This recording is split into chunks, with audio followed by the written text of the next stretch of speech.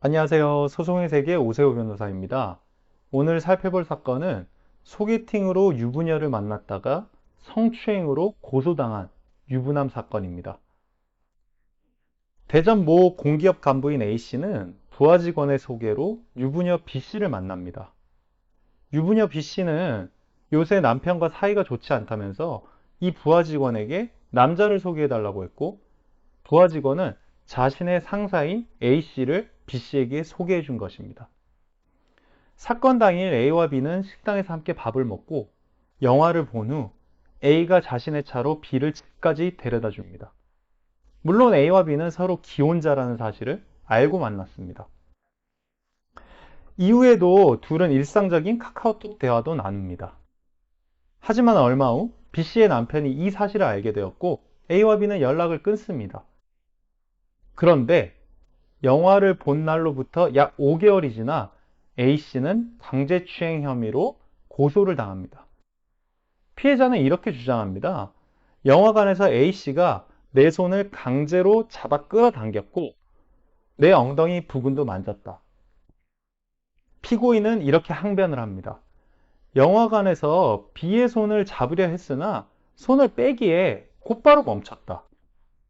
그리고 영화관 가기 전 식당에서 내가 B씨의 손금을 봐줬는데 스스로 왼손도 봐달라고 하며 손을 내밀었다.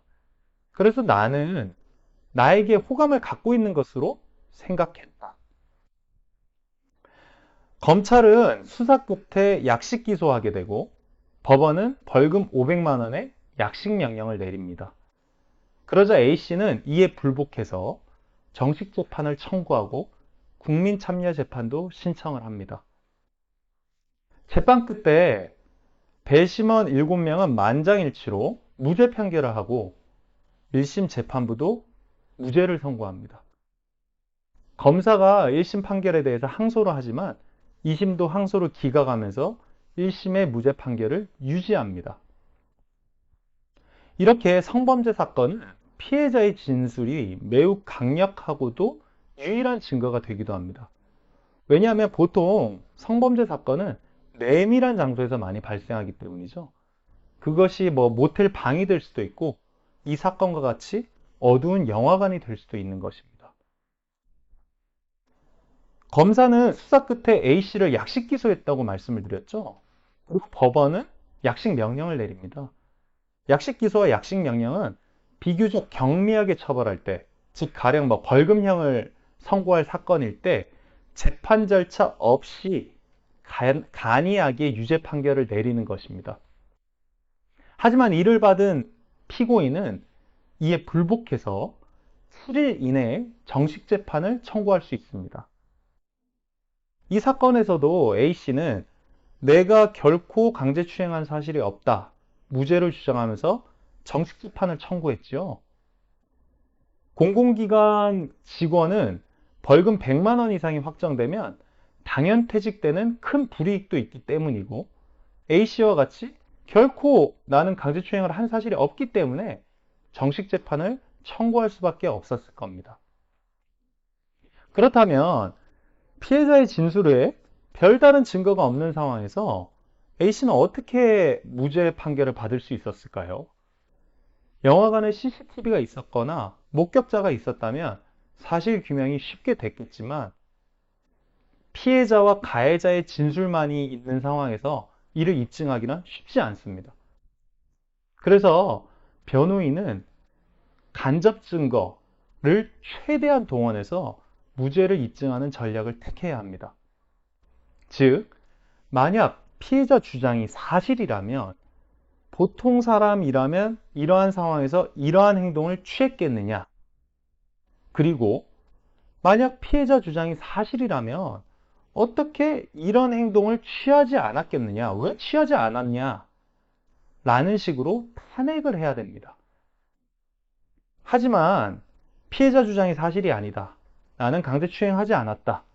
이런 말만으로는 배심원이나 재판부가 쉽게 무죄를 인정해주지 않습니다.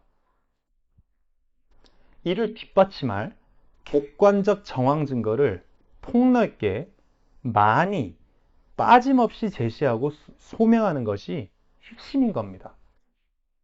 이 사건에서도 재판부는 무죄 판결의 근거로서 영화관에서 강제추행 당했다면 왜 영화를 끝까지 보고 나왔느냐?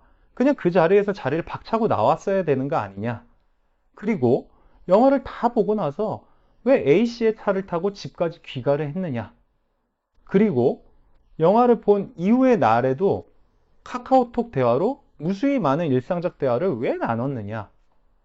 그리고 무엇보다도 고소한 시점, 즉 영화를 본 때로부터 약 5개월이나 지난 시점에 왜 고소를 했느냐? 그 시점은 공교롭게도 자신의 외도 사실을 남편에게 들킨 이후, 적발된 이후에 갑작스럽게 고소를 하였다.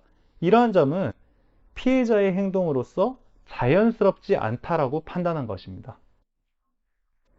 이 사건에서도 변호인은 무죄 주장을 하면서 아마 피해자를 법정에 불러 증인신문하였을 겁니다.